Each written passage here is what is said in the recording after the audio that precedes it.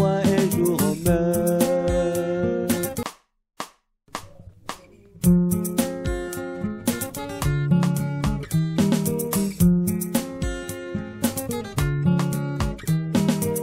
Un jour on est, un jour on croit, un jour on croit, un jour on meurt, un jour on est, un jour on est, un jour on croit, un jour on meurt, un jour on est, un jour on croit, un jour on croit, un jour on meurt, un jour on est, un jour on est, un jour on croit, un jour on meurt.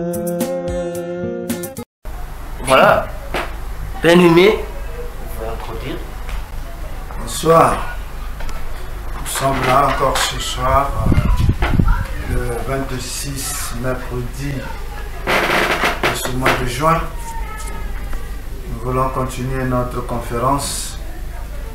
Et merci à vous qui êtes en ligne et merci à vous qui allez nous rejoindre. Merci à tout le monde qui participe d'une manière ou d'une autre pour l'avancement de l'œuvre de Dieu, que le Seigneur Dieu Tout-Puissant nous soutienne tous. Moi, c'est le pasteur Nestor Lumamou et accompagné toujours avec l'éminent docteur KTN. Ce soir, nous allons encore continuer sur la conférence sur la destinée prophétique de notre pays, le Congo. Bonsoir encore à tous et que le Seigneur Dieu Tout-Puissant nous soutienne. Amen. Amen. Je crois que bonsoir d'abord, et je pense que déjà par les mots du pasteur Nestor, la conférence de ce soir, nous sommes 7e journée, est déjà consacrée au Seigneur Jésus-Christ. Alors, nous allons directement entamer notre conférence. Oui. Et nous sommes toujours dans notre 2e chapitre. Pourquoi impliquer la parole de Dieu dans la destinée prophétique des nations? Et nous avons vu le premier point, la première réponse. Et dernièrement, nous avons vu la deuxième réponse, la partie A, où on parle de la maison de David. Et aujourd'hui, nous allons poursuivre avec toujours la maison de David. Cette fois-ci, on entame la partie B de la maison de David. Et nous sommes en train de dire, nous impliquons la parole de Dieu dans la destinée prophétique des nations, simplement parce que c'est une question ici du peuple de Dieu, choisi au milieu des nations. On appelle les Hébreux, Israël et aujourd'hui les Juifs. C'est du peuple de Dieu que nous parlons. Et nous avons dernièrement expliqué que le problème, c'est que la destinée de toutes les nations de la terre, juives comme non juives, se trouve à l'intérieur de la maison de David, par rapport à l'alliance personnelle que l'Éternel Dieu fit avec David, qui est liée à la venue du Messie. Et le Messie, qui n'est autre que Jésus, lui, il n'est pas seulement un bonheur pour les Juifs, mais il est aussi un bonheur pour tout le reste des nations. Oui. C'est pourquoi, puisque le Messie fait partie de la maison de David, donc c'est dans la maison de David qu'il nous faut aller chercher la destinée ou les destinées prophétiques de chaque nation qui peuple aujourd'hui notre planète Terre. Voyez-vous? Donc la maison de David sort au-dedans d'elle les nations qui peuplent toute la terre. Exactement. On va retrouver ça dans la maison de David. Et aujourd'hui, nous entamons le point B de la maison de David, que nous avons intitulé par la dispersion des 10 tribus d'Israël. Nous devons comprendre que pendant le règne de Salomon, une fois que ce dernier va se détourner de Dieu, Dieu va résoudre et va prendre la résolution de diviser le royaume d'Israël en deux. Ce qui va nous donner le royaume du sud, qui sera le royaume de Juda, avec pour capitale Jérusalem, et le royaume du nord, qui aura pour capitale Samarie. Et le royaume de Juda sera composé des deux tribus d'Israël, la tribu de Juda et la tribu de Benjamin. Tandis que les 10 autres tribus feront partie de l'Israël du nord. Dieu va donc laisser Israël du sud à l'enfant, à Roboam, l'enfant de Salomon, et il va donner la responsabilité d'Israël du nord, composé des 10 autres tribus, au serviteur de Salomon, qui est Jéroboam. Alors, le royaume d'Israël, que nous appelons Israël, restera Israël avec les Juifs. Ça sera comme un royaume exclusivement des Juifs. Tandis que l'Israël du nord va devenir un royaume mixte ou mélangé. On va y retrouver les Juifs et les non-Juifs. Voyez-vous? Alors, lorsque les 10 tribus seront sous la gérance de Jéroboam, qu'est-ce qui va se passer? Il y aura quelque chose qui va se passer. Jéroboam aussi va se détourner de Dieu. Il va se détourner de Dieu parce que, puisque entre lui et le fils de Salomon, il n'y aura plus courant. Le lieu du culte, c'est Jérusalem. Mais puisque eux, ils ne pouvaient plus quitter le sud pour aller, plutôt quitter le nord pour aller vers le sud, pour aller adorer au royaume de Juda, il y avait maintenant comme inimitié entre les deux. Alors qu'est-ce que Jéroboam fait? Il va faire ce que Dieu ne lui a pas demandé de faire. Jéroboam va aussitôt devenir un roi et souverain sacrificateur qui va imposer au peuple d'autres divinités. Il va ramener le culte du veau d'or. Ah bon? Oui, il va ramener le culte du veau d'or. Donc, il va maintenant obliger le peuple à adorer le veau d'or. Donc, il ramène le peuple à l'idolâtrie. La même idolâtrie que Dieu a condamnée auprès de Salomon, qui a même occasionné la chute du royaume. Alors, Dieu va se fâcher. Et du côté d'Israël du sud aussi, eux aussi vont se rebeller contre Dieu. Et nous sommes à l'Israël du sud, nous sommes là, et du coup, Dieu va se décider d'envoyer Israël du sud en captivité et Israël du nord aussi en captivité.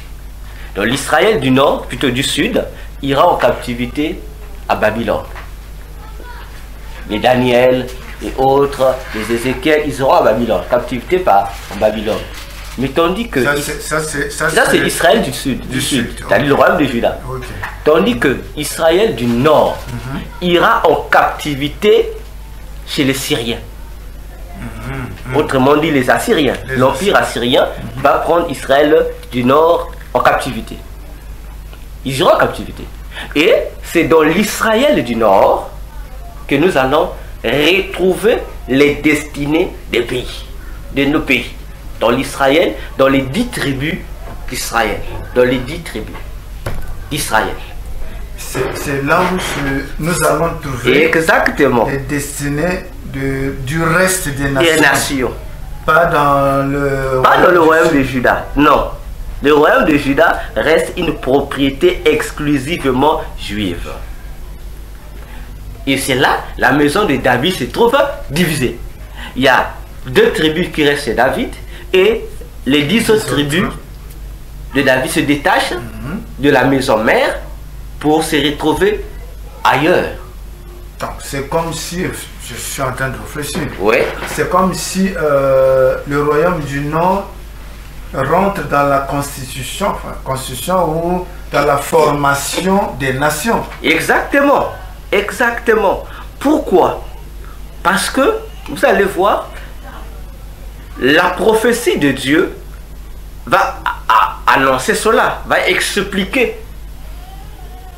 Vous allez voir que l'Israël du sud, ou Juda, plutôt nous sommes Israël du nord, qui sont les 10 tribus, dont la parole de Dieu, on va l'appeler Israël. Et il y aura aussi un autre Israël ou Samarie. Et il y aura encore un autre nom par lequel Dieu va, un nom générique pour désigner tous ces tribus-là, tous ces royaumes-là, ça sera Éphraïm. Si vous lisez le livre d'Osée, vous allez remarquer cela, même Ésaïe, vous allez voir que lorsqu'il faut parler, Dieu parle surtout dans le livre d'Osée. Dieu, le livre d'Osée, Amos, donc en fait, Osée, Amos, Joël. Vous allez voir que Abias, vous voyez ces livres-là, vous allez voir que Dieu parle de deux Israël.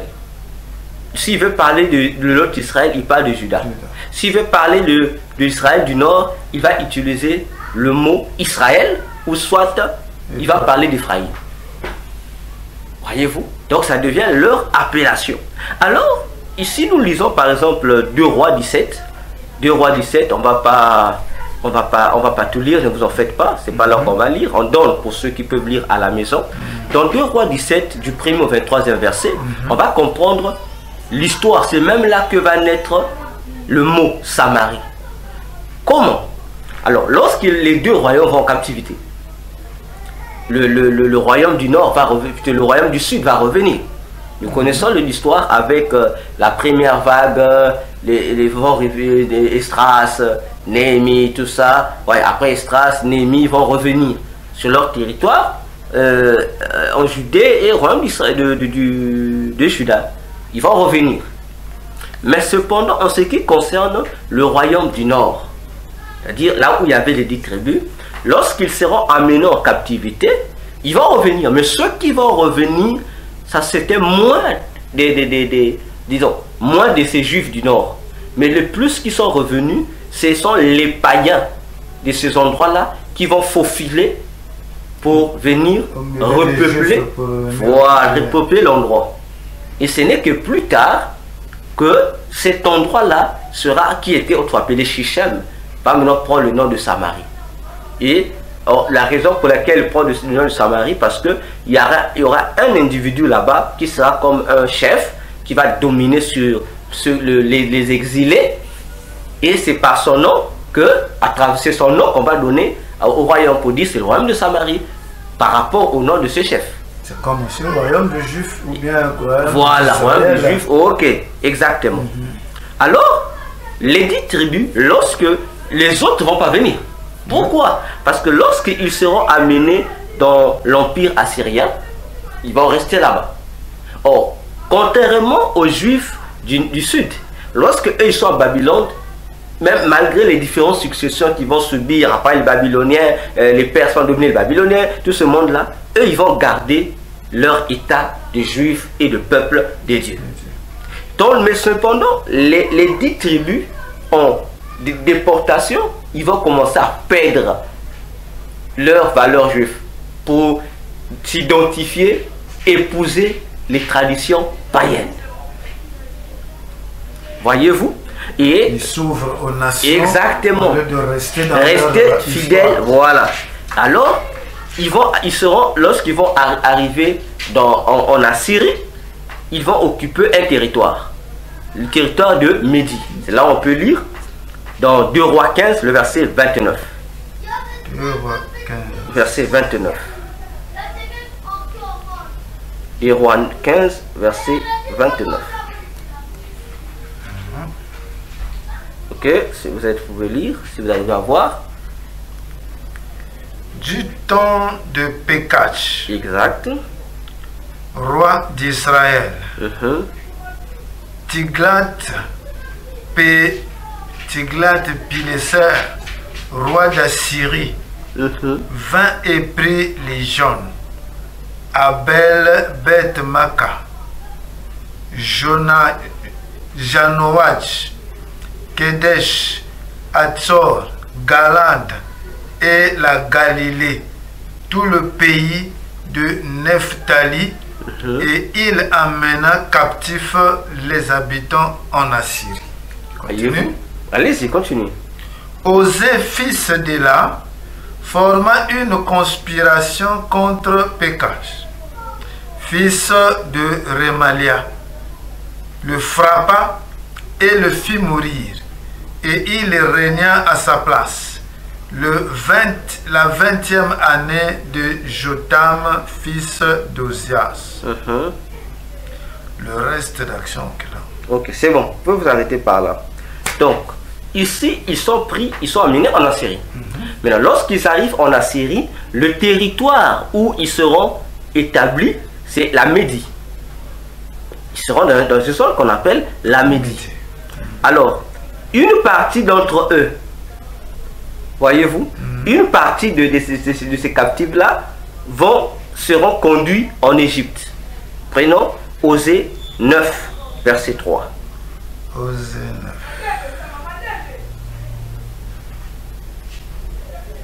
Osée 9, verset 3.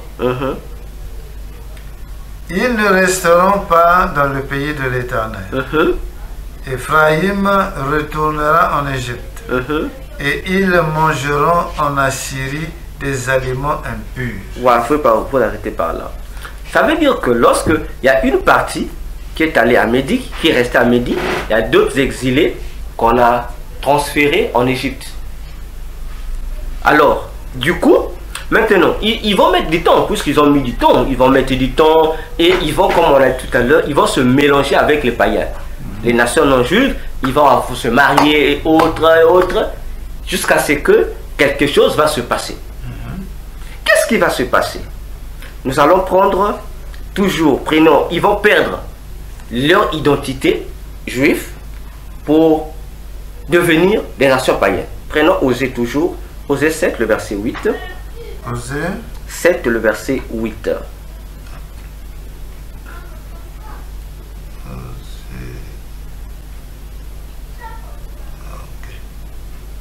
Osée 7. Verset 8. Oui. Éphraïm se mêle avec les peuples. Ok. Éphraïm est un gâteau qui n'a pas été retourné. Des étrangers consument sa force. Et ils n'en s'en doutent pas. La vieillesse s'empare de lui et il ne s'en doute pas. Exactement. Donc, Osée, ici dans Osée, Dieu nous informe qu'ils sont mêlés avec le peuple, ils ont perdu l'identité. Donc ils sont devenus pour eux des païens comme tels. Et si vous prenez encore Ésaïe 28 à partir du verset 11, Dieu dit que même leur langage, ils vont le perdre. Leur langage en tant que la langue hébraïque et autres, ils vont le perdre. Parce qu'ils sont d'un million de nations. Donc ils sont devenus des nations païennes et ils vont perdre l'identité culturelle et ils vont perdre la langue. Allez-y. Ésaïe 28. 28 à partir du verset 11.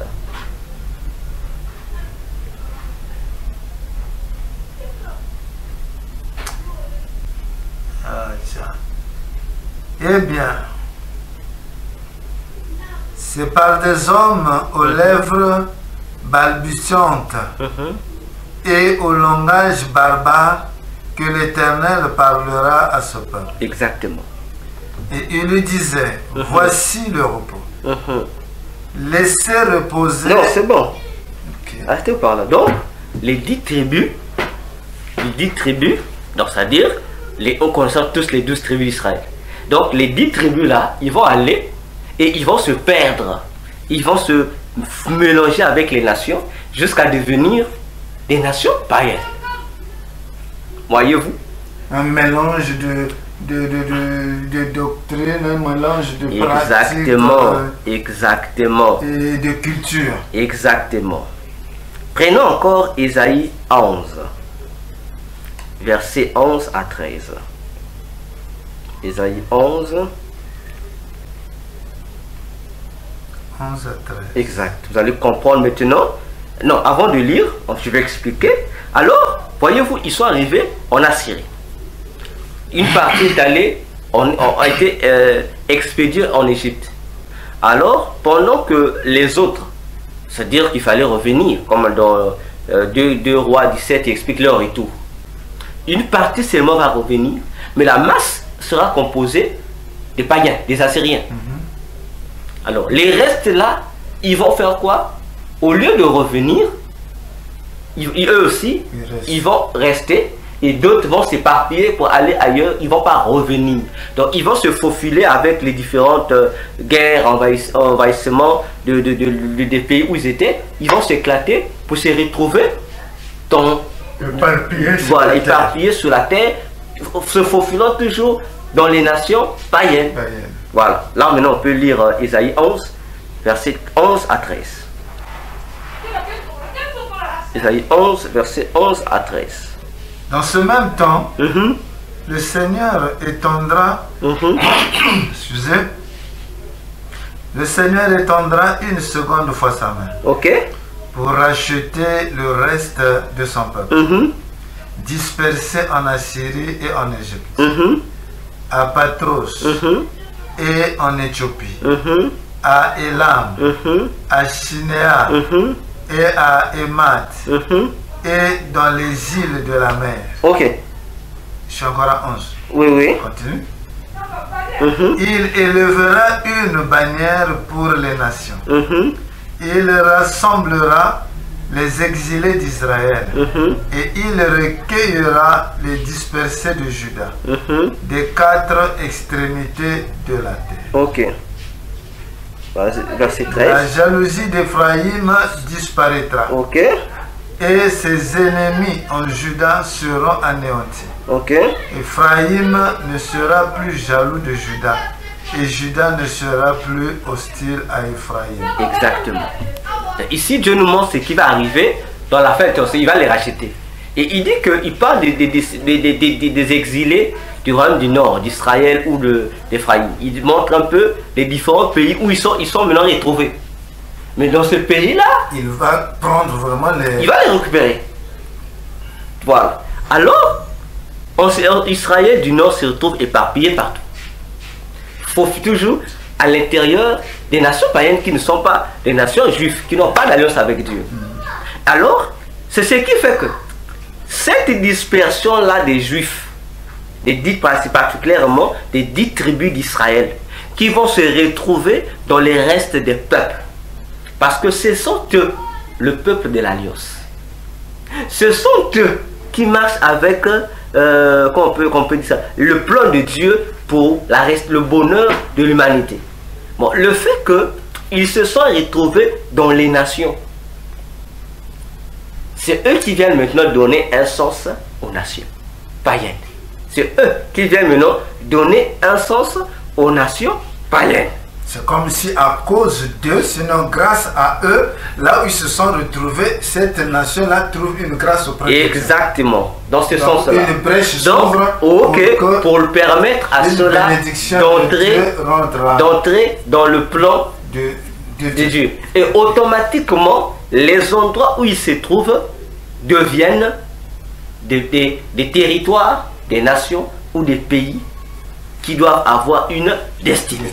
Pourquoi? Vous voyez que dans Ésaïe 11 que nous venons de lire, Dieu dit Dieu va les ramener. Parce que c'est le peuple de Dieu. Après l'enlèvement de l'église, il a son territoire. Il va les ramener. Voyez-vous? Il va les ramener. Et si vous connaissez un verset dans le plus sombre où on dit même le roi des Tarsis viendra pour adorer. Et où Dieu dit même dans Ésaïe, non, j'appellerai mon peuple au-delà des fleuves de l'Éthiopie viendra. En fait, tous ces juifs-là, Dieu parle de ces juifs qui se trouvent parmi les nations. Le fait que vous vous retrouvez, toi le fils de l'alliance, tu te retrouves parmi ceux qui n'ont pas l'alliance. Du coup, tu restes comme un indice. Même si tu es déchu. Mais l'indice reste.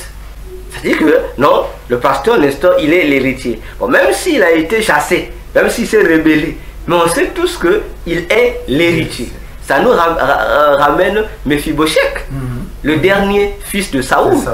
Même s'il était infirme. Mais lorsque David vient, David dit non, même si moi et son père on ne s'entendait pas, mais l'héritage de Saoul doit repartir aux descendants de Saoul. On dit non, mais toute la descendance de Saoul, on dit non, il n'est plus. Mais ce qu'il fait, c'est enquête. On l'informe qu'il y a un qui est resté. Qu'est-ce que David fait? David lui restitue l'héritage de son père. Mais Mephibosheth n'était pas l'ami de David. Donc David lui restitue. Il dit c'est l'héritage de ton père. On te donne ton héritage. On te cherche pour te restituer ton héritage. Alors, parmi les territoires où vont se faufiler le peuple d'Israël, donc disons les tribus d'Israël du Nord. Parmi ces territoires, les territoires qui composent aujourd'hui les parties de l'Afrique, de l'Afrique aussi, ces peuples vont s'y retrouver. Ces peuples vont s'y retrouver. Mais la différence sera quoi? Ils se sont créés leur propre tradition, coutume, mais tout en ayant toujours une sorte de base de la tradition juive. Voyez-vous? En fait, ils font la même chose que les Samaritains. Les Samaritains étaient des Juifs. Ils se réclamaient Juifs. Ils étaient des Juifs. Mais la différence avec les Juifs, c'est sauf que les Samaritains étaient un mélange des Juifs et des blancs Juifs. Dans le territoire juif. Dans le territoire juif. Okay. Donc, ils sont les enfants des Juifs avec les païens. Tandis que les Juifs de Juda, ce sont des enfants des Juifs et des Juifs. C'est pourquoi les Juifs considéraient les Samaritains comme étant des impurs. Des impurs. Voyez-vous? Ils disent, ah, ça sont des impurs, ce sont des Juifs impurs. Mais en fait, ce sont des Juifs. Parce qu'on le situe comme si on dit chez nous, bon, tu es chez nous, on dit que tu es café au lait. Donc tu n'es pas pur, tu n'es pas impur. C'est dans ce sens-là. Donc c'est la même chose que s'est retrouvé, que ces 10 nations se sont retrouvées partout à travers la terre. Parce que notre constitution n'est pas fixée sur ça. Peut-être qu'on aura, vous me rappelez, on aura peut-être, on fera toute une étude pour la dispersion d'Israël. Mais là, on part en cheval parce que ce qui nous concerne, c'est le Congo. On donne juste l'histoire. Ils vont se éparpiller partout dans le monde. Alors, avant que j'atteigne en Afrique, vous allez par exemple voir les peuples qu'on appelle le peuple anglo-saxon. On nous dit que ce sont des peuples que les Romains appellent les barbares et autres. Les anglo, c'est une tribu. Les saxons, une autre tribu. C'est leur mélange qui a formé le peuple qu'on appelle les anglo-saxons. C'est-à-dire, aujourd'hui, on s'appelle l'Angleterre. N'est-ce pas? Mais les anglo et les saxons, eux-mêmes, ils disent quoi qu'ils soient, ils aient leur culture païenne, ils disent que ce sont les descendants de Jacob. Ils les démontrent. Du nord, nous sommes sortis de Dan. Nous sommes sortis de Ruben. Ils vous démontrent leurs origines, que ce sont des descendants de ces 10 tribus-là. Voyez-vous, vous allez en Amérique, parmi le peuple autochtone de l'Amérique, les Amérindiens. Il y a des tribus amérindiennes, ce sont des Indiens. Parmi eux, des tribus vous diront, il y a des tribus là-bas qui vous diront que nous sommes les descendants de Jacob. Ils vous disent non, notre ancêtre, c'était tel. Nous sommes sortis de Ruben. Ils vont rappeler ça. Mais vous verrez dans leur pratique, ils ont des cultures, des pratiques traditionnelles différentes des Juifs, mais ils ont quelque part peut-être 10% des éléments semblables. C'est comme les Samaritains. Vous voyez, ce sont des Juifs, mais ils ont dans leur tradition et des choses parfois qui n'ont rien à voir avec la tradition juive. Mais ils ont gardé certaines racines comme ça. Et ça se retrouve partout. Partout au monde, vous allez, ça se retrouve là. Mais on s'est démontré comment. Mais l'histoire nous dit qu'il paraît que les premiers, c'est Christophe Colomb qui découvre. Mais là, ces Juifs-là ont fait comment pour arriver là-bas? Donc c'est on appelle ça l'émigration ou la migration. Donc ils ont effectué des exodes. Plusieurs exodes. Ils quittent ici. Après, c'est plus tard que ces lieux-là sont devenus des pays. Voyez-vous? Et lorsque vous fouillez bien dans l'histoire des origines des peuples de la terre, des tribus, puisque ce sont des tribus qui sont devenues des peuples, ça vous ramènera toujours là-bas. Allez-y. Donc, quand il y a eu cette déportation, oui. Ce ne sont pas eux seulement qui vont former une nation, mais ils ont trouvé aussi oui, peuple là. Puisque ils se forment un clan. Avec ce mélange, ils se créent un clan. Ils disent par exemple, nous sommes des Anglos. C'est un clan. On sait que les Anglos sont les descendants du pasteur Nestor. Bon, et aussi le territoire où ils vont se retrouver, ils ne seront pas seuls. Ils seront aussi avec d'autres tribus. Et la cohabitation va donc créer un peuple, ou bien une nation. C'est comme ça. Vous voyez, c'est comme ça. Vous voyez par exemple les Français. Mais les Français, autrefois, c'est une tribu. C'est un peuple qu'on appelait les Francs.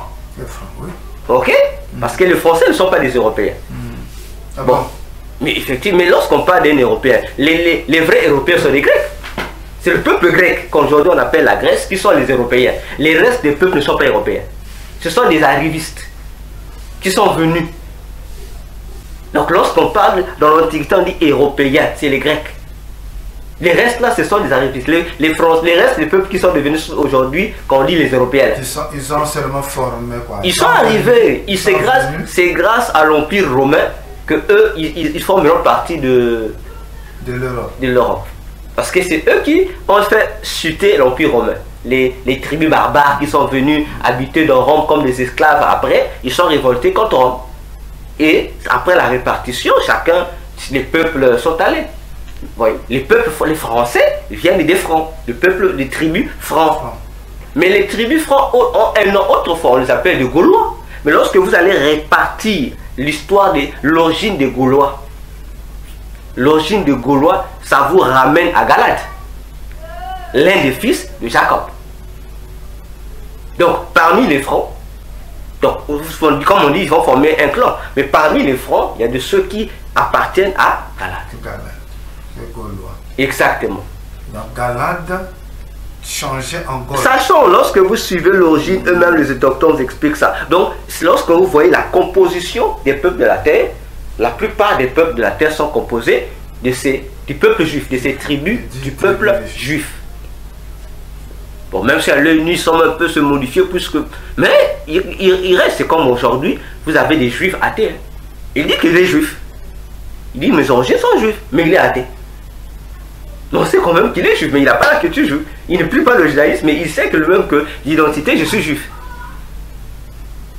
Hitler, par exemple, était juif, hein? Mais il était allemand. Hein? Il n'a jamais été dans le judaïsme. Hein? Il n'a jamais pratiqué le judaïsme, il a été catholique. Donc, mais on sait que dans l'identité, il était juif. Voyez-vous? Pas de sang pur. Des juifs de sang pur. Il est juif de sang pur, Hitler. Mais il est juif que de tradition. Le juif de... Comment on appelle ça? Tu as changé de nationalité. Non, il n'a même pas changé de nationalité. Il est juif d'origine allemande. Allemand, voilà. Comprenez, non? Oui. Il est juif d'origine allemande. Ok? Obama, par exemple, il est juif. Il a deux côtés. Hein? Obama a deux côtés. Sa maman est juive. Son papa est africain. Voyez-vous? Donc Obama, il a des origines aussi juives. Mais il est américain. Voyez-vous? Il est américain. Il est juif. Voilà, mais il ne peut pas au judaïsme. Hein? Il n'est pas dans le judaïsme. Mais il est juif. Le papa de la famille de sa maman est juif. Mais lui, il n'est pas dans le judaïsme. Vous comprenez un peu? Oui. Mais il est juif. Oui. Donc c'est l'identité au fait culturelle. Ok. Donc il y a comme une prédominance parce que il n'est pas à 100% juif. Mais comme il y a juif dedans, voilà. Il y a comme une prédominance par rapport à l'autre. Exactement, voilà. Il est juif. Donc c'est que c'est... Une prédominance justement par rapport au plan. Exactement. Il est juif. Donc, la plupart des nations de la terre sont comme ça. Donc vous allez voir, parmi les peuples, il y a toujours un peuple juif dedans. Il y a toujours un peuple juif dedans. Il y a toujours un peuple juif dedans. C'est ce que Dieu avait dit à Abraham. Donc c'est ça qui se fait. En fait, c'est ça le problème. Dieu avait dit à Abraham, toutes les nations de la terre seront bénies en toi. De toi sortira des rois, de ceci, seront bénis en toi. Donc tu es le centre. Voyez? Maintenant, pour que les nations de la terre soient bénies en Abraham, il faut que eux, ils obéissent à la postérité qui apporte la bénédiction, qui est Christ, pour que vous soyez heureux. Et c'est là maintenant que Satan va jouer avec ça. Satan sait que vous êtes des fils de la promesse, que c'est vous qui devez être le bonheur des autres. Mais Satan fait quoi? Il déroute le peuple juif du droit chemin. Alors, lorsqu'il vous déroute du droit chemin, automatiquement, votre destinée qui devait être la destinée prophétique divine devient la destinée prophétique satanique. Donc on a juste changé l'orientation de votre destinée. Parce que vous avez renié le Messie. Voyez-vous? C'est pourquoi, la dernière fois on lit dans Deutéronome 32:8, Dieu dit que toutes les nations de la terre devaient être selon le nom des enfants d'Israël. Voyez-vous? Donc si on voit l'histoire, et c'est tout ça qui se répertorie.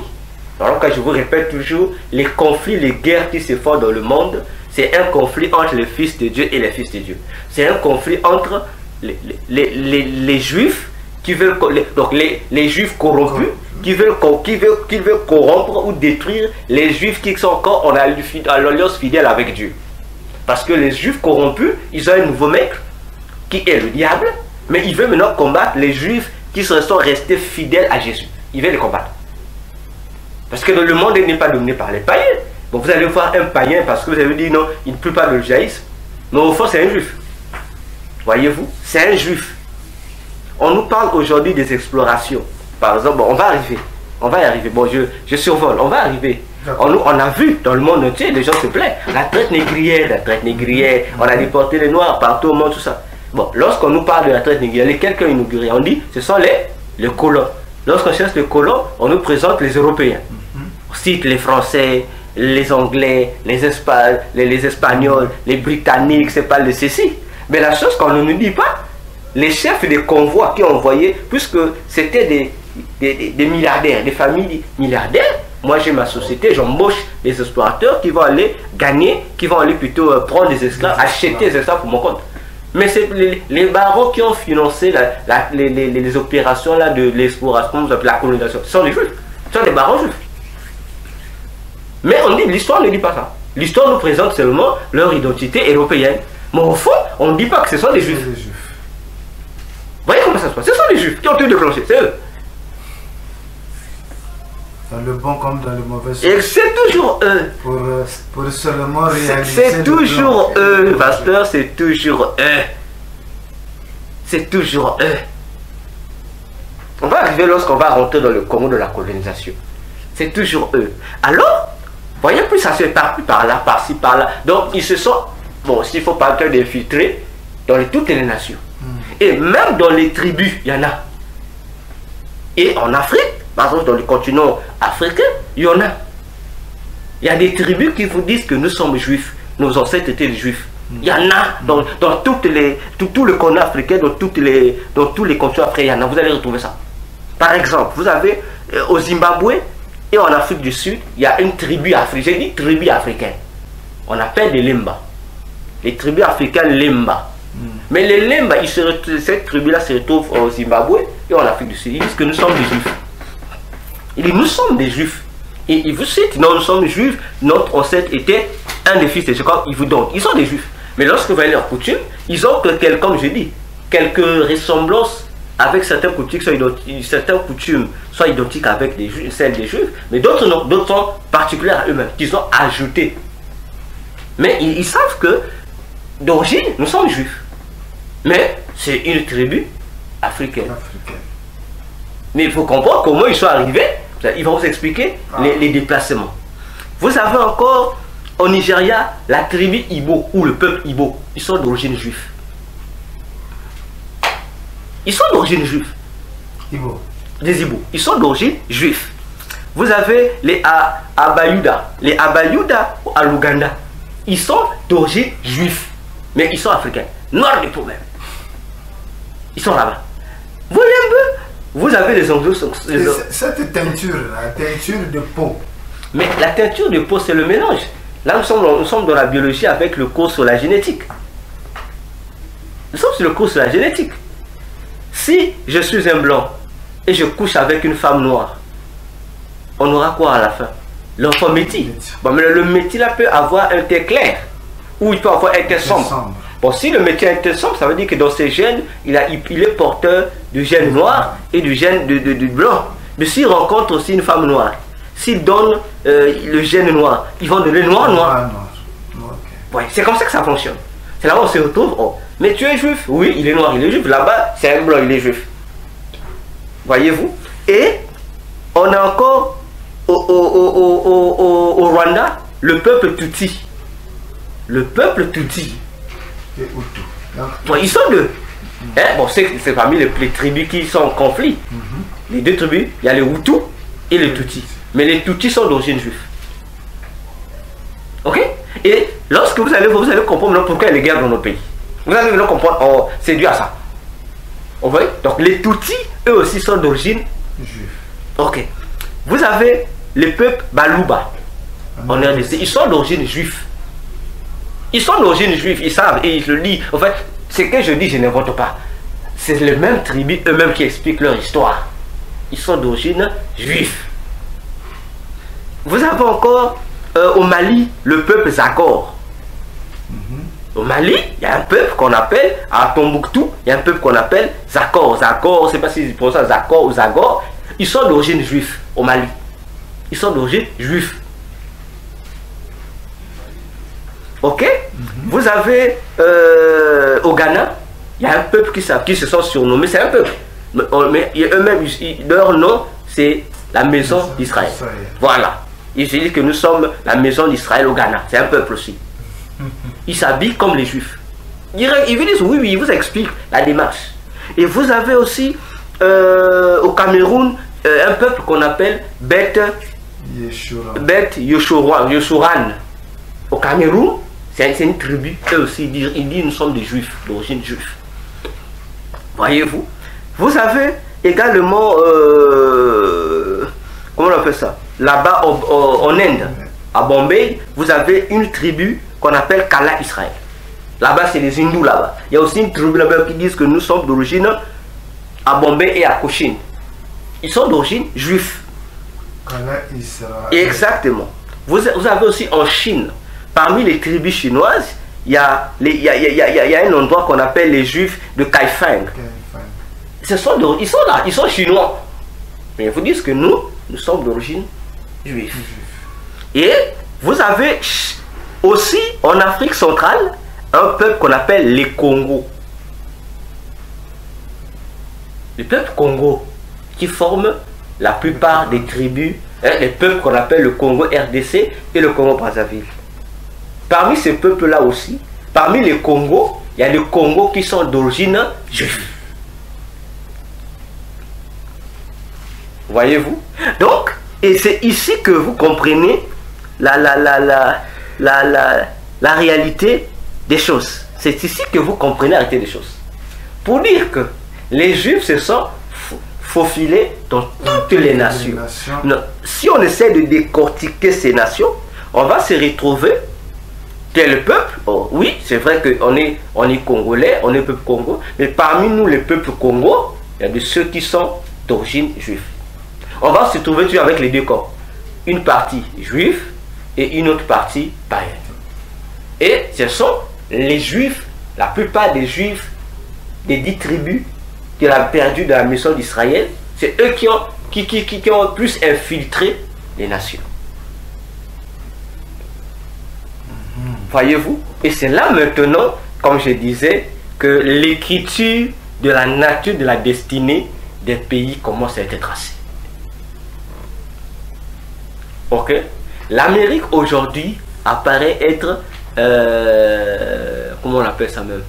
Le grand pays que tout le monde apprécie, le pays des rêves. Quand on dit le pays de la liberté, le pays où tout est, la réussite est facile, le pays de la grande puissance. Mais qu'est-ce qui a fait de l'Amérique la grande puissance? Ce sont les Juifs. Ce sont les Juifs. Par rapport de... Ah bon? Ce sont les Juifs. C'est la partie que l'histoire ne raconte pas. Ce sont les Juifs. Lesquels qui ont mis en valeur avec la théorie de la découverte de l'Amérique? Lesquels? On dit les Européens, les Anglais. Les Anglais en majorité, même s'il y a une partie qui sera, par exemple le Canada et autres, sera colonisée par les Français, mais ce sont les Juifs. Les Anglais là qui ont été à la tête sont les Juifs. On nous parle de la guerre d'indépendance. On nous parle de deux camps. Il y avait les clans qui voulaient maintenir les esclaves. Il y avait l'autre clan qui voulait abolir l'esclavage.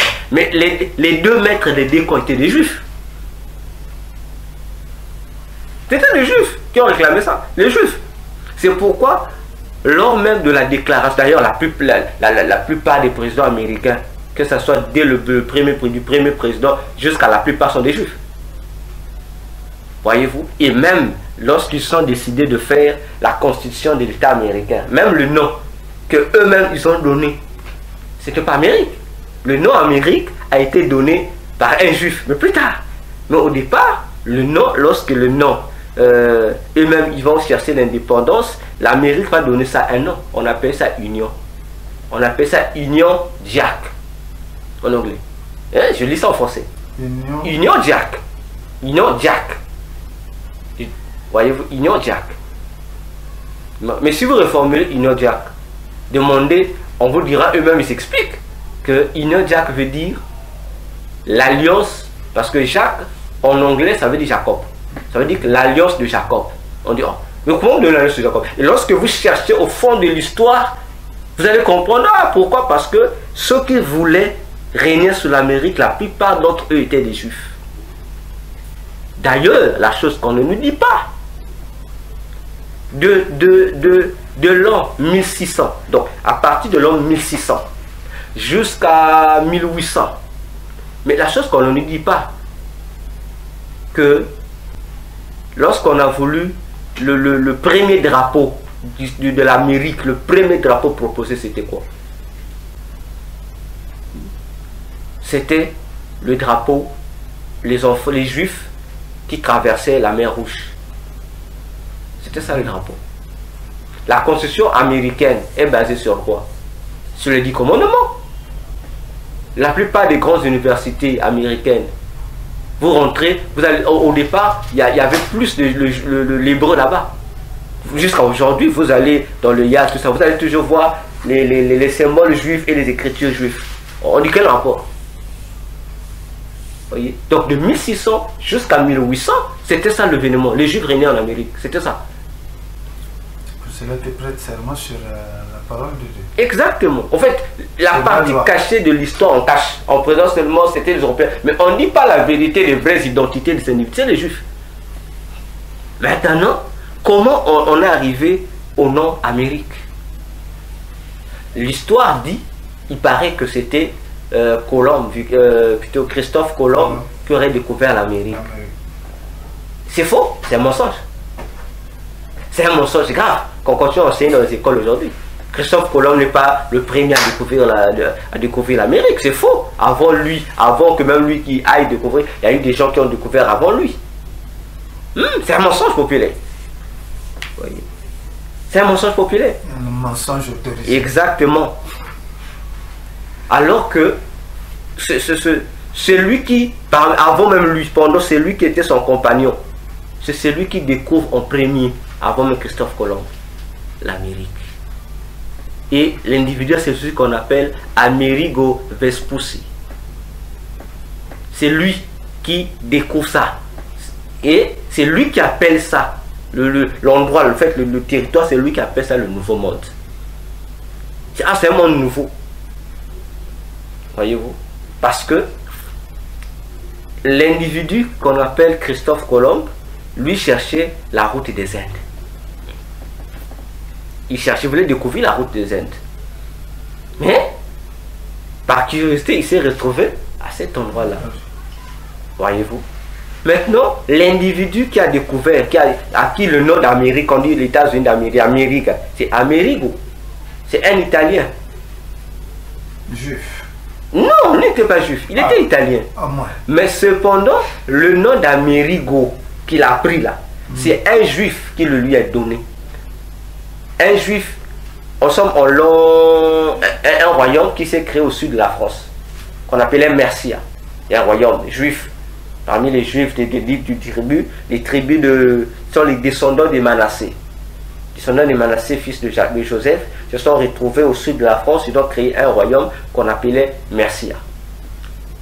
Et c'est ces juifs-là, l'un des rois juifs-là, qui va donc attribuer à cet Italien-là le nom d'Amerigo. Or, Amerigo, c'est un nom étymologiquement hébreu. Ça veut dire Machir. Machir. Machir. Or, Machir, c'est l'ancêtre de ce roi-là. Parce que Machir était fils de Manassé. L'un des fils de Manassé, Machir. Maintenant, c'est descendant. Donc, c'est comme pour une reconnaissance à leur ancêtre. On lui a baptisé du nom de Machir. Machir, qui veut dire Amerigo. En italien. Exactement. Et on comprend le lien. Ça va tout le même. C'est un juif qui donne le nom Amerigo. Et c'est le nom juif qui est là-bas. Donc l'Amérique, lorsqu'on parle d'Amérique, en fait, c'est la terre de Machir. Machir est qui? Il est petit-fils juif, petit-fils de Manassé, Manassé fils de Joseph, Joseph fils de Jacob. Voilà pourquoi dans les termes américains, jusqu'à aujourd'hui, on parle de Jack. Jack, Jack, Jack. On dit mais comment, pourquoi Jack? Ignore, Jack, Jack. Mais Jack c'est le nom de Jacob. Vous demandez l'historicité de ça. Voilà pourquoi les Américains parlent tous de Jack. Jack, même des rappeurs, on pense Jack, Jack, les gens ne comprennent pas Jack. Le nom de le pays de l'oncle Sam, ça c'est venu après. L'oncle Sam est venu après. Ça c'est venu après. C'est le nom qu'on appelle, même les termes sont restés Jack, Jack, Jack. Mais c'est Jacob, ça veut dire Jacob. Et l'Amérique est une confédération. Les Juifs ont voulu faire la confédération pour répartir à l'idée de 12 tribus d'Israël. Donc c'est la même chose qu'ils ont fait. C'est juif, donc c'est un territoire qui appartient aux Juifs.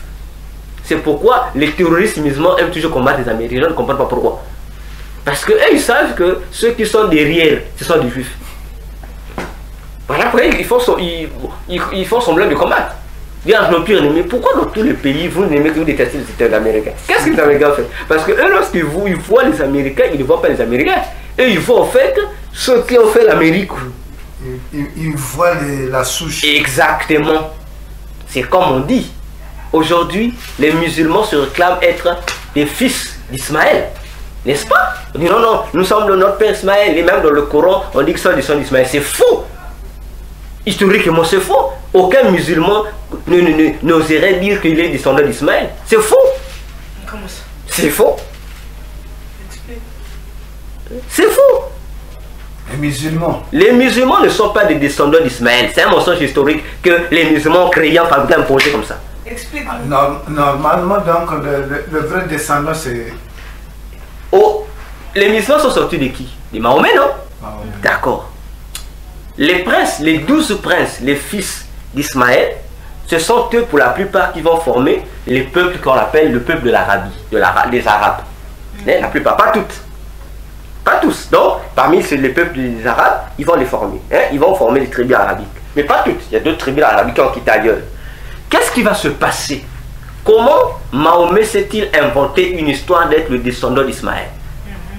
Parce que l'un des fils, tu vois, l'un des fils d'Ismaël, c'est-à-dire les arrière-petits-fils d'Ismaël, finira par épouser une certaine femme arabe.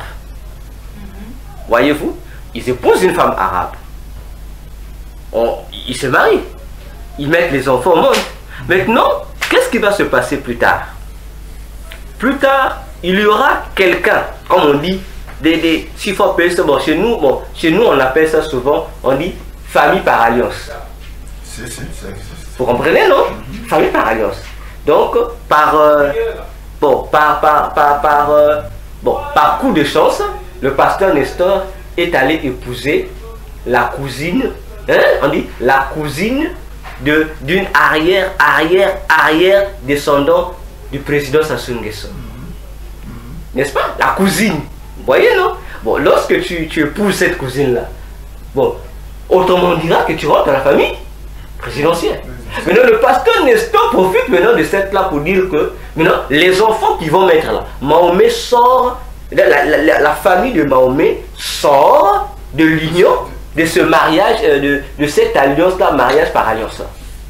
Comprenez? Donc les arrières, on va épouser, et puis ça sort, c'est là où la tribu de Mahomet sort. La tribu qu'on appelle Koresh ou Kourash sort. Alors, Mahomet profite pour dire que non, je suis descendant d'Ismaël. Alors non. Non, son père, c'est pas... Son père n'est pas descendant direct d'Ismaël. Ils sont rentrés dans la famille d'Ismaël, comme on dit, c'est par alliance. Ce n'est pas une descendance directe d'Ismaël. Non. Non. C'est comme ça. ça. Maintenant, comme le diable aime toujours inventer, voilà comment Mahomet va donc s'inventer une histoire pour berner les autres. Preuve. Mais si toi qui dis que tu t'accapares l'Arabie, non, nous les Arabes, c'est l'islam. Mais avant toi, Mahomet, il y avait plusieurs tribus arabes là-bas qui n'adoraient pas Allah. Allah était la divinité unique de la tribu de Mahomet. Parce que Allah, c'était la déesse lune qu'ils adoraient. C'était unique pour la famille de Mahomet. Maintenant, la descendance d'Ismaël priait Dieu. Il ne priait pas Dieu, il priait non, chacun, les mêmes cultes, non, chacun priait, ceux qui priaient la lune, ceux qui priaient ceci, le soleil, c'était des cultes comme ça qu'ils faisaient. Non, la tribu de Mahomet avait pour divinité familiale, c'était la lune, que Mahomet aujourd'hui a appelé Allah. C'est Mahomet qui a dû lui coller le nom Allah. Mais le nom Allah a existé avant Mahomet, mais c'est Mahomet qui impose. C'est Mahomet qui est venu donner aux gens la fausse signification du mot Allah. Qui se retrouve presque partout dans le dictionnaire, que Allah veut dire Dieu en arabe. C'est faux. Allah veut dire quoi? J'arrive. C'est faux. Parce que la famille de Mahomet, comment donc, Mahomet fait partie de la lignée des sacrificateurs, c'est-à-dire qui gérait le culte de la déesse Allah. Les gardiens du temple de la Kaaba, où va actuellement pour le pèlerinage. Rien n'a changé. C'est la même chose. La même pierre noire qui est là, ils vont adorer. Donc c'est ça, Allah en Allah. question, c'est une femme, non? Mais attends, mais c'est la lune, non? Ah, c'est bon, oui, oui. Tu as raison. C'est la lune. C'est ce que la famille de Mahomet servait. D'abord, comment avec Mahomet qui n'était pas né, son papa s'appelait Abdallah. Avant que lui, Mahomet vienne avec son famille couronne. Mais son papa s'appelait Abdallah. Ab qui veut dire serviteur. Dalla, c'est-à-dire Dalla, donc serviteur d'Allah. Maintenant, Mahomet va nous dire que c'est lui qui nous fait découvrir Allah comment. Ça va, il ment. Ton papa s'appelait Abdallah. Ouais, donc, il y a eu manipulation de l'histoire. Alors que Allah veut dire, Allah, le nom Allah, dans l'arabe, pas dans l'arabe inventé par les musulmans, dans la langue arabe, Allah veut dire, cette idole est à moi. Ou encore, littéralement, ça veut dire mon idole. C'est ce que veut dire Allah. Ça ne veut pas dire Dieu, quand on veut nous composer ça. Allah, dans l'arabe pur, dans l'arabe ancien, ça veut dire mon idole. C'est ce que veut dire Allah. Mais c'est l'histoire, on impose, non? Puisqu'au fur et à mesure, l'idole devient comme une divinité. On dit maintenant, Allah signifie Dieu. C'est comme nous dans la Bible, le mot Dieu. Lorsqu'on dit que veut dire Dieu, on demande aux chrétiens, que veut dire Dieu? On dit Dieu veut dire l'éternel. Non, le mot Dieu, ça veut seulement dire ce qui brille. Voilà comment, comme on dit, on falsifie l'histoire. Comment l'histoire est falsifiée. Et on impose une vision pour pousser les gens à croire à une certaine doctrine. Ça, c'est le travail du diable. Mais ça fait partie des œuvres du diable. Hein? Comment l'Antichrist sera-t-il appelé fils de David? Comment? Comment sera-t-il? C'est imposé, je suis fils de David. Comment? On va inventer des histoires pour faire alors que nous savons que le père de l'Antichrist, c'est le diable. Et on sait que sa maman est une juive. Bon, en termes normal, Mahomet ne peut pas, plutôt l'Antichrist ne peut pas être ce programme fils de David. Le diable ne sort pas de la tribu de David. Bon, même s'il on peut lui donner l'identité des juifs, mais il ne sort pas de la tribu de David. Peut-être la maman. Non, la maman aussi ne sort pas de la tribu de David. En fait, c'est une juive, même si c'est la maman. La loi juive donne l'héritage pas par rapport à la mère, mais c'est par rapport au père. C'est par rapport au père qu'on doit donner l'identité pour qu'il soit. Maintenant, pourquoi il est obligé de se proclamer? Mais c'est parce que lui, il veut être Messie. Or, on dit que le Messie doit sortir de David. Donc, lui, il sera obligé de falsifier, en fait, comme on dit, des documents pour que tu dis, moi, je suis. Bon, c'est comme des gens aujourd'hui, non? Au Congo, on a des gens qui s'appelaient Makaya. Bon, comme il veut rentrer dans la famille présidentielle, c'est que la famille présidentielle, c'est la tribu Moshi. Bon, au lieu de s'appeler Makaya, il devient maintenant Okaya. Bah, il change de nom. Vous voyez le nom, donc c'est la famille en nom. Et il y en a plusieurs qui en font maintenant.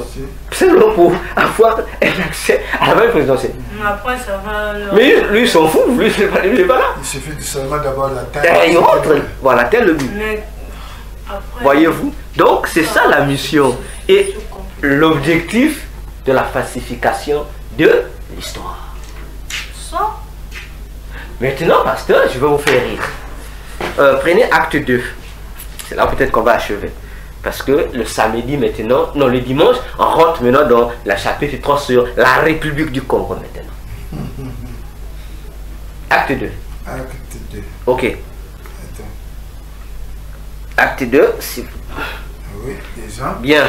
Prenez-le à partir du verset 3. Je vous dirai Acte des Apôtres 2. Commencez à partir du verset 3. Des langues. Sautez, prenez le verset 4. Or, il y avait en séjour Ok. à Jérusalem Allons doucement. Oui, il y avait ce jour-là. des Juifs. On dit Des Juifs. des Juifs, non? On dit bien, il y avait Des Juifs. Parce que c'est la Pentecôte, c'était la fête des... Juifs. Laissons-nous maintenant, nous donnons maintenant les Juifs en question. Hommes pieux Ok. de toutes les nations Uh-huh. qui sont sous le ciel. Pasteur, vous avez compris les Français? Oui. Hein? On dit, il y avait des Juifs. Ils sont venus à leur fête, dans leur tradition coutumière juive, pour la fête de la, Mais de ils la sortent Pentecôte. de toutes les nations de sous la terre. Ce sont des Sous le Juifs. ciel. Hein. Maintenant, on les cite. On dit que ce sont des Juifs. Maintenant, on cite maintenant leur nationalité. Ok. Attends, c'est le verset. 4. Vous étiez au verset 4. Au bruit Non. qui eut lieu, c'est le verset 7. Voilà. C'était au verset 7? Non, 5. Non, c'est au verset 5. Or, il y avait en ce jour Voilà. à Jérusalem des Juifs, Mhm. hommes pieux de toutes les nations qui sont sous le ciel. Ok. Au bruit qui eut lieu, Ok. la multitude Mhm. accourut Ok. et elle fut Mhm. confondue Uh-huh. parce que chacun les entendait Uh-huh. parler dans sa propre langue. Ah, il y a un problème, hein, pasteur. Ils sont des Juifs, non? Oui. Mais comment chacun des Juifs là, ils entendent les apôtres, les 120 qui sont sur son autre, dans leur propre langue? De quelle langue? On devait nous parler de langue hébraïque, non? Hébraïque. Mais on dit quelle langue? Allons-y, pasteur. Selon les nations. Ils vont se poser la Ils question. étaient tous dans l'étonnement Uh-huh. et la surprise. Mhm. Et ils se disaient les uns aux autres, Uh-huh. voici, Ok. ces gens qui parlent, Mhm. ne sont-ils pas tous Galiléens. Galiléens? Ok.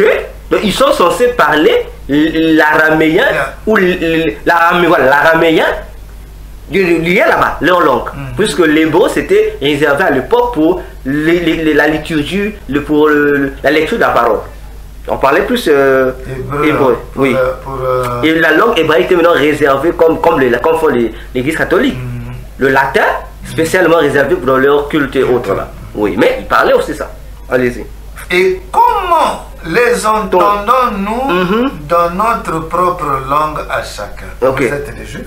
Ah, là il y a un problème, on dit, oh, ils sont des Juifs, mais ils parlent des langues, donc leur langue parle personnelle. Quelle est cette langue-là? Dans Allons-y. notre langue maternelle. Ah, pasteur, mais Change. comment on va expliquer ça? Ils sont des Juifs. La langue maternelle des Juifs, c'est l'hébreu l'hébreu. ou l'araméen, qu'on appelle les langues hébraïques. Il n'y en a que deux, l'hébreu ou l'araméen.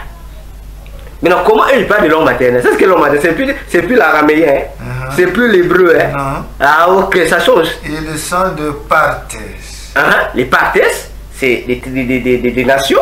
Mèdes, Ok. Élamites, Exact. ceux qui habitent la Mésopotamie, Dans les Mésopotamiens. la Judée, Ok. Ça, ce sont les Juifs que nous connaissons. la Cappadoce, Ok. le Pont, Ok. l'Asie, Ok. la Phrygie, Mhm. la Pamphylie, Mhm. l'Égypte, Ok. le territoire de la Libye, Ok. wow, voisine de Cyrène, Cyrène, oui, oui. Cyrène, Oui. et ceux qui Qui sont demeure à Rome. venus de Rome, 11. Continue encore. juifs et prosélytes. Prosélytes, ce sont les païens qui se sont convertis au judaïsme. Oui, on dit. Crétois, Ah. Et. arabes, Uh-huh. comment les entendons-nous parler dans nos langues des merveilles de Dieu? Pasteur, arrêtez-vous par là. Vous voyez que la conclusion est belle. Ce sont les Juifs d'origine. Ils sont venus Mais ils écoutent chacun dans sa langue maternelle. Donc il y a deux identités. La première, ils savent qu'ils sont des souffres d'origine, leurs ancêtres étaient des juifs, mais vu le pays où ça, donc leur territoire, patrie de naissance, c'est pas Israël. On cite un peu, ils parlent les Égyptiens, ils parlent de ceci, et on cite même la Libye. Cyrène, ça existe aujourd'hui, c'est une ville de la Libye. Donc, mais les Libyens, ce sont des Européens, pasteur. Des Africains, non? Parce qu'il y a des individus qui disent que ne lisez pas la Bible, hein, parce qu'il n'y a pas un prophète noir dans la Bible, il n'y a pas un disciple de Jésus africain là-bas. Mais déjà, à la suite, nous dirons quoi? Parmi ces nations-là, il y a de ceux qui, à la première heure, aux premières heures du christianisme, il y a de ceux qui vont se convertir. Voyez-vous? Il y a de ceux qui vont se convertir. Et repartir dans leur... Mais ils vont repartir puisqu'après la Pentecôte, chacun sont repartis sur eux. Donc, les Juifs égyptiens, l'Égypte, c'est pas l'Europe, c'est l'Afrique. Donc, les Juifs égyptiens et africains. Donc, ils repartent avec l'évangile en Afrique. Et ici, nous sommes, la Pentecôte a lieu en l'an 34. Parce que Jésus, bon, contrairement à ce que les gens pensent, Jésus n'est pas mort à l'an 33, c'est faux.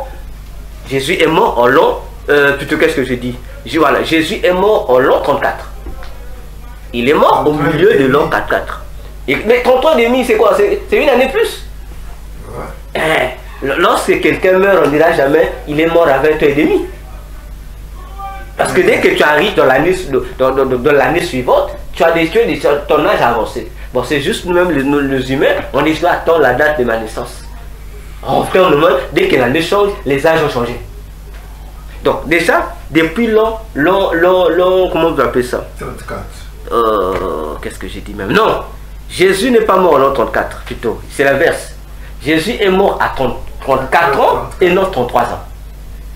Il n'est pas crucifié en l'an 33, mais il est crucifié, il est mort en l'an 32. Il est crucifié en l'an 32. L'inverse. Il n'avait pas 33 ans, il avait 34 ans. Il avait 34 ans. Ok. Donc il est mort à 34 ans en l'an 32. Donc en l'an 32, il avait 34 ans. Ça se démontre. Maintenant l'imagination qui amène, non, Jésus avait 33 ans. C'est faux. C'est sur quelle base? Alors que Luc nous a donné des exactes précisions. Luc dit, Jésus lorsqu'il vient se baptiser au baptême de Jean, il avait 30 ans. Et on nous donne l'indice, on dit c'était la 15e année du règne de Tibère, Auguste. Mais Tibère, Auguste est romain. Les archives existent. La 15e année de Tibère, c'était quand? La 15e année de Tibère, c'était en l'an 29 de notre ère. Donc l'an 29 après Jésus-Christ. Maintenant, si on soit sérieux, si en l'an 29, Jésus avait 30 ans, comme dit Luc. Mais la Bible nous dit que Jésus a fêté 4 Pâques. 4. Mais attends, ça veut dire si on va. Donc la première Pâque, en l'an 30, il fête. Non, l'an 29. Non, en l'an 29. Il a 30 ans. Oui, mais à partir de 30 ans là, après il va fêter 4 Pâques. Voilà. Le long de son ministère. Donc 30. L'an 30, il a 31 ans. Ok, l'an 30, il a 31 ans. L'an 31, 32. Aide-nous là, faut pas qu'on se confonde. On l'a dit en l'an 30, donc toi tu prends les années. On est en l'an 29, nous on compte, toi tu listes. Ok, il a 30 ans. Nous on prend l'âge. En 29, il a 30 ans. On connaît l'âge. Non, on prend déjà 30 ans. Voilà. Le 29, il a 30 ans. Il a 30 ans. Maintenant, on va ajouter 4 ans. Ok. Ok. 29. En l'an 30, il a 30, 31, 32, 33. Non, allons-y, compte bien, oui, oui. Ça va faire combien? 33. Exact. Ça va faire 33, non? Dans l'an 33. Ok? Ouais. Or, qu'est-ce qui donne 33? C'est parce que les Romains ont ajouté l'année 0. Or, l'année 0 n'existe pas. Il y a un ajout. Là, papa, on prie. Non, l'année 0 n'existe pas. Ça fait 33 plus le 0 qu'on a ajouté. C'est une valeur dans l'année. L'année 0 n'existe pas. Une année de plus. Donc 32. Voilà. Parce qu'on enlève l'ajout là, que ça n'existe pas. C'est le Romain qui a ajouté ça. Alors que le comptage commence par 1. Mais le Romain a ajouté 0. Alors que lorsqu'on compte, voilà. L'an 0. Voilà. L'an 0 n'existe pas. L'enfant ne dit jamais il a 0. Il va toujours avoir une année. Et une année va commencer depuis qu'il est l'année où il est né. Jusqu'à. Voilà. Donc les Romains ont ajouté ce qui a mené l'an 33. Mais lorsqu'on ça donne l'an 32. Et ça correspond exactement à la prophétie des 70 semaines de Daniel. Voyez-vous? Donc, on a l'an 32. Mais l'an 32, si on ajoute 4 ans à celui qui a 30 ans, ça fait combien? 34 ans. Il est mort à 34 ans. Et en l'an 32. Maintenant, la Pentecôte devait avoir lieu au même moment. Ce n'était pas l'année prochaine. La même année. Il dit attendez dans 50 jours. Le mois, on dira le mois prochain, après l'événement de la Pâque. 50 ans après la Pâque. 50 jours après la Pâque, voilà. Donc, en l'an 32, on retrouve ça. L'évangile est déjà rentré en Afrique en l'an 32. On ne parlait pas encore de l'église catholique.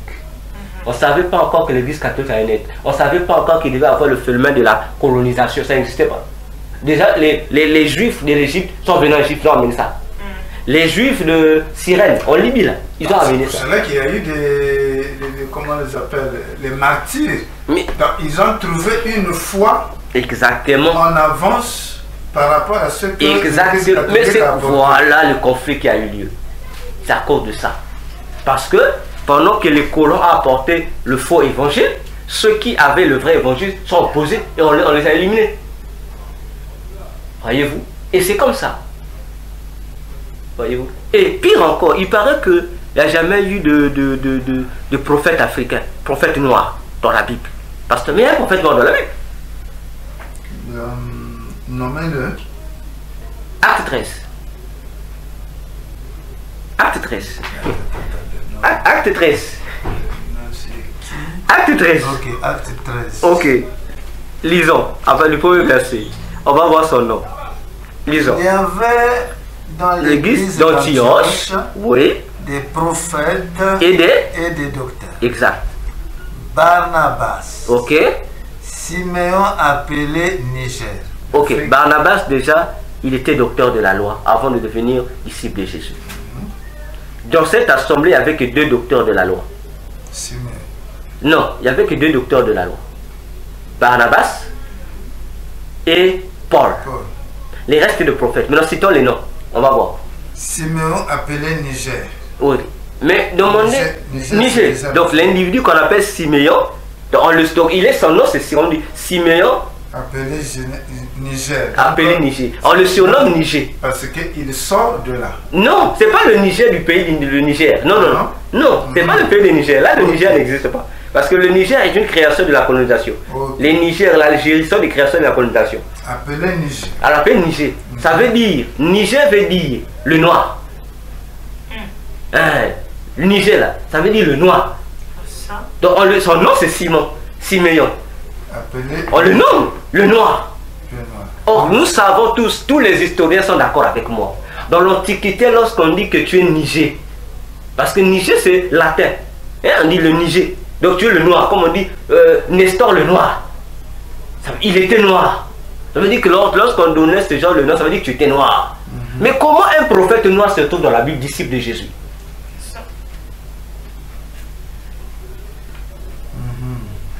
Voyez. Et ensuite encore d'autres qui sont là-bas. Lysius de Cyrène. Voilà. Manaël. Lysius de Cyrène. Bon, on ne sait pas s'il était noir ou pas. Il est africain. Il est prophète, il est africain. Parce que Cyrène, c'est en Libye, c'est en Afrique. Il est africain. Donc on a des disciples de Jésus africains qui sont là-bas. Donc, la théorie des religions, des noirs qui veulent que non, ne crois pas à la Bible, c'est pour le blanc. Dans la Bible, il n'y a pas un prophète, ils ont menti. Je monte encore plus loin, pasteur. Mais dans l'Ancien Testament, il y en a. Mais on a même eu dans l'Ancien Testament un des fils d'Aaron qui est... Non, c'est le petit-fils d'Aaron qui était sacrificateur. Parmi les 4 fils d'Aaron, il y a un fils d'Aaron qui a eu un enfant qu'on appelait Phiné. Mais le nom Phiné n'est pas hébreu, c'est égyptien. Phiné veut dire le noir.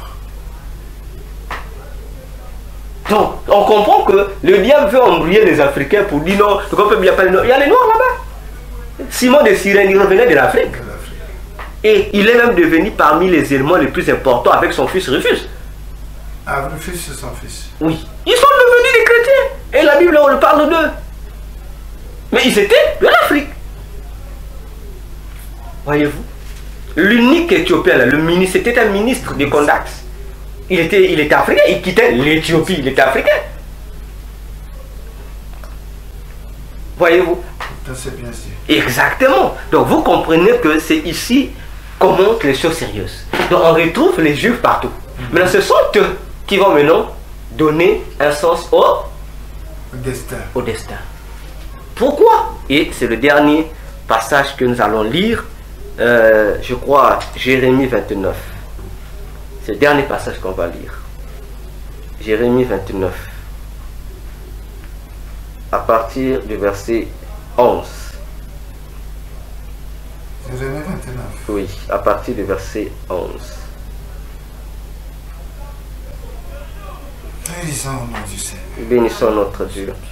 Car je connais les projets que j'ai formés sur vous, dit l'Éternel. Projet de paix et non de malheur, afin de vous donner un avenir et de l'espérance. Vous m'invoquerez et vous partirez. Vous me prierez et je vous exaucerai. Non, revenez. On est allé loin. Revenez. 9. Prenons à partir du verset 4. Ah, Là, ouais, on commence à partir du verset... Donc, commençons le verset 1. Je vous dicterai. voici le contenu de la lettre que Jérémie le prophète envoya de Jérusalem au reste des anciens en captivité, aux sacrificateurs, aux prophètes et à tout le peuple que Nebuchadnezzar avait amené captif de Jérusalem à Babylone. Exactement, sautez, prenez le verset 4. Ainsi parle l'Éternel des armées, le Dieu d'Israël, à tous les captifs que j'ai amenés de Jérusalem à Babylone.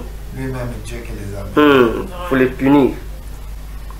Bâtissez des maisons et habitez-les là-bas en Babylone. Plantez des jardins et mangez-en les fruits là-bas dans une terre étrangère. Prenez les femmes et engendrez des fils et des filles.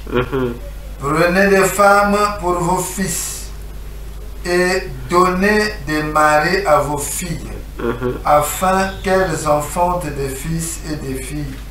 Multipliez-vous là où vous êtes et ne diminuez pas. Verset 7. Vous devrez aller de l'avant. Recherchez le bien de la vie où je vous ai mené en captivité et priez l'Éternel en sa faveur parce que votre bonheur dépend du sien. Point. C'est là où le problème commence. Vous qui êtes en captivité, c'est vrai. Mais ça veut dire comme toi tu marches avec la promesse de l'Éternel. Cette promesse-là va s'accomplir. Mais comme toi tu as été dérouté, ça veut dire que tu vas subir le contrat de la promesse. Donc au milieu de là où tu devais apporter la vie, tu vas plus apporter la vie. À moins que tu reviennes. C'est la même chose après pas avec le chrétien. On dit nous sommes les fils de paix. Là où le chrétien, il doit porter la lumière. Mais si le chrétien marche avec le Seigneur, tu seras comme Jonas. Au lieu de, tu venais encore troubler les gens qui te pouvaient tranquilles, tu vas apporter le trouble. Voilà, fini ici le chapitre 2 sur la maison de David, qui va maintenant donner un sens aux nations. Et voilà maintenant comment les Juifs se retrouvent mêlés avec les nations. Qui peut savoir que les Français, le peuple franc ou les Français sont les descendants des Juifs? Pas d'interrogation. Les Français te disent, mais qu'est-ce que vous dites là? Comment ça nous les... Mais oui, parce que tu ne connais pas ton histoire. Les Anglais sont les descendants, donc la plupart sont les descendants de là-bas. On retrouve partout. Partout. Il n'y a pas un peuple sur la terre qui va dire non, non. Donc parmi nos tribus, il n'y a pas une tribu qui n'est pas d'origine proprement africaine, mais qui est d'origine... Il y en a pas. Mais il y en a. Ils sont là. Lorsque vous étudiez l'histoire des peuples, vous les découvrez. Il y a même des peuples qui ont changé de nom. En fait, au fil des ans, on les appelait ceci, on les appelait... Bon, c'est comme les Français. Hier, on les appelait les Gaulois. Après, non, des Francs. Après, le Gaulois. Après, aujourd'hui, on appelle Français. Donc, Ce sont les noms, mais si vous répartez à leur nom antique, vous allez retrouver leur nom parmi, dans Genèse 10, parmi la répartition des peuples, vous allez retrouver leur nom, ils vous rappellent. Ah non, non, nous, nos ancêtres s'appelaient tant, tant, on vous rappelle, et il y a même des peuples qui sont fait alliance, c'est-à-dire nous, avant on appartenait, notre nom c'était ainsi, mais on a rencontré tel peuple, on s'est marié, on est devenu ainsi. Donc il y a eu ces croisements-là. Mais malgré le croisement, ils vous retracent. Comme on dit, ma mère venait de telle tribu, mon père venait de telle tribu. Voyez-vous? Mais nous, ce qui va nous concerner, c'est les tribus Congo. C'est les tribus Congo. Et c'est ici, dans les tribus Congo, nous allons démentir le mensonge historique qui nous dit que le peuple qui a formé le royaume Congo venait de l'Égypte. C'est ici qu'on va briser le mythe. Parce qu'on dit que ce sont des Égyptiens. Mais nous allons faire comprendre que parmi les Égyptiens, il y avait des Juifs qui ne sont pas Égyptiens. C'est ici qu'on va briser le mythe et mensonge des religions des ancêtres des Noirs et des Ngouza qui veulent divertir les gens. On va expliquer ça ici. Amen. Parce que comment ils vont nous expliquer le miracle? Et c'est ici aussi qu'on va briser le mythe qui prétend que l'Afrique est le berceau de l'humanité. Parce que c'est un mythe qui vieillit. Les soi-disant savants, historiens, viennent avec les soi-disant preuves. Alors que tout ce qu'ils disent, ils mentent. Parce que si l'Afrique est le berceau de l'humanité, on dit quelle est la preuve? Non, le premier ossement humain a été retrouvé en Afrique. Maintenant, le premier ossement humain là qu'on a retrouvé, c'était quoi? Tous ces savants qui viennent là, ils sont d'accord. Ah non, c'était Lucie, qui a été retrouvée vers le côté, dans le sens de l'Éthiopie là-bas. Ah, mais vous dites que l'Afrique est le berceau de l'humanité. Il y a même une contradiction. Bon, je ne sais pas si les gens qui parlent réfléchissent. On a cité, ils sont nombreux. Hein. On a les Théophile Obenga, bon, les plus connus, il y a Théophile Obenga et Cheikh Anta Diop qui sont cités. Ils ont même écrit des livres, acclamés par les Africains qui aiment ce genre de choses. Mais vous dites l'Afrique est le berceau de l'humanité parce que tout a commencé en Afrique. Vous présentez l'Égypte. Mais vous-même encore, en prenant l'Égypte, vous dites que le premier ossement de l'homme a été retrouvé en Éthiopie. Bon, finalement, on va pas. S'il faut donner le berceau, on va donner quoi? L'Éthiopie ou l'Égypte? L'Éthiopie. Là, c'est la question qu'on doit d'abord corriger le fait là. Dites-nous, vous qui dites que l'Afrique est le berceau de l'humanité, par rapport à quelle base? Le premier ossement humain retrouvé en Éthiopie ou par rapport là où est né les arts et les sciences? C'est la question qu'on doit résoudre avant que nous répondons si l'Afrique est le berceau de l'humanité ou pas. Parce que déjà, vous dites la chose et son contraire.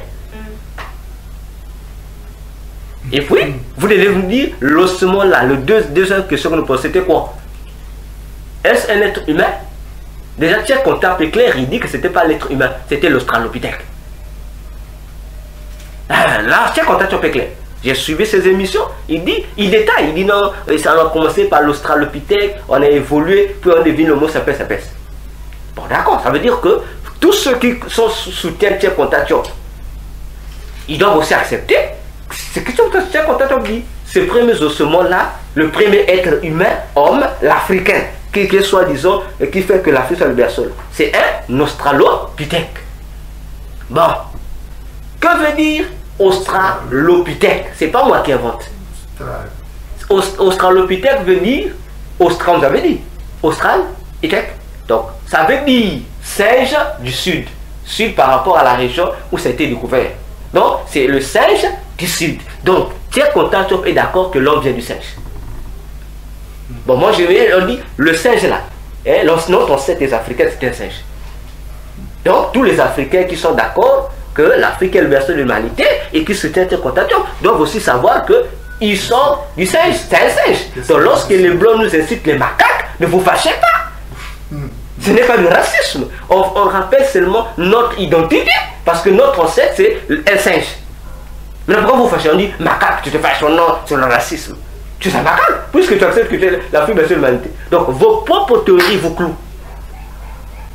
Et lorsque j'ai commencé à écrire des livres à propos, les gens, oh, mais qu'est-ce que tu veux dire là? On l'a démontré. J'ai fait une confrontation avec les scientifiques. J'ai dit, démontrez-moi une preuve qui démontre que l'Afrique est le berceau de l'humanité.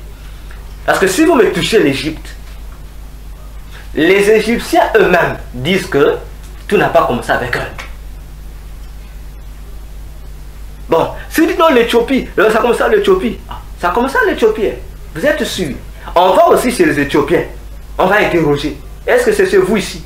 Mais heureusement, lorsque nous irons comment on appelle ça? Je crois au Nigeria, il y a parmi les tribus, il y a une tribu, je crois, les tribus Fang, hein, les Fang, les tribus comme ça.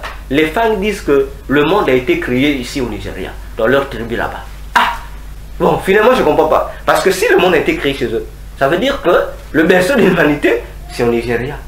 Donc déjà, il y a un conflit. Chaque tribu africaine s'approprie ça par rapport à leur mythe. Vous dites que c'est chez nous que ça avait commencé, le monde avait commencé. C'est chez nous que ça avait commencé. Chez nous aussi, hein. Mais... Avec Émile, c'est... mais oui, à Chibo aussi que ça avait commencé. Et maintenant, finalement, où est donc le berceau de l'humanité? Voyez-vous? Et c'est toutes ces choses-là qui vont nous amener à comprendre maintenant, comme on dit toujours, la destinée prophétique du Congo. Bonheur ou malheur. Là maintenant, le dimanche, on va entamer notre chapitre 3 qui va nous créer des problèmes. C'est là que je disais encore que dans l'histoire du Congo, pasteur, je répète encore, dans l'histoire du Congo, déjà le premier président du Congo, du Congo-Brazzaville, Abbé Philbert Yulu n'était pas congolais, il n'est pas de la tribu Congo. Parce que pour être le premier président du Congo, il faut sortir du peuple Congo, du royaume Congo. Mais Philbert Yulu n'était pas sorti du royaume Congo. Il est déjà étranger. Il est déjà, on dit, il est déjà étranger. Bon, naturellement, on nous fait croire que Philbert Yulu était, comme on dit, Larry. Exactement, c'est faux. C'est faux. Voyez-vous, il y a un souci déjà, c'est faux. C'est là où on va dire, parlons bien l'histoire. Ne vous fâchez pas, c'est l'histoire. C'est l'histoire. C'est l'histoire. Il faut retracer parce que on nous dit qu'Omar Bongo était Gabonais. Mais nous savons qu'Omar Bongo a quitté le Congo-Brazzaville. Il est du Congo-Brazzaville ici. Mais il s'est retrouvé président là-bas et il est Gabonais. Il y a problème. Hein? On dit, mais comment? Il y a problème. Il y a problème. Et on va aussi descendre pour nous poser la question. On va se poser la question. Et notre actuel président, est-il sorti des tribus Congo? On va poser la question. Et on va voir. C'est là où les gens me disent, non, toi, le jour où on va t'attraper. Oh, mais vous ne m'attrapez pas de soucis. Moi, je dis l'histoire. C'est l'histoire. C'est l'histoire. Si ce que j'ai dit est faux, venez me démentir. Venez me démentir lorsque j'ai dit que Mobutu n'était pas congolais de la République démocratique du Congo. Mobutu est né, il est d'origine congolais de Brazzaville parce que par rapport au sol, il est né au Congo-Brazzaville, mais il est d'origine, ses parents sont togolais. Bon, maintenant vous vous fâchez. Oh, parce qu'il a régné au Zaïre. Mais demandez comment un Congolais est devenu président du Zaïre. Voilà, donc pour ce soir, nous arrêtons ici pour dire à partir de dimanche, les vraies choses vont commencer. On rentre maintenant dans la destinée prophétique du Congo. Et on saura si notre pays est entre les saintes mains de Dieu ou pas. Alléluia. Voilà. Donc, que Dieu vous bénisse. Nous nous retrouverons le dimanche. Voilà. Amen. Et nous acclamons le Seigneur.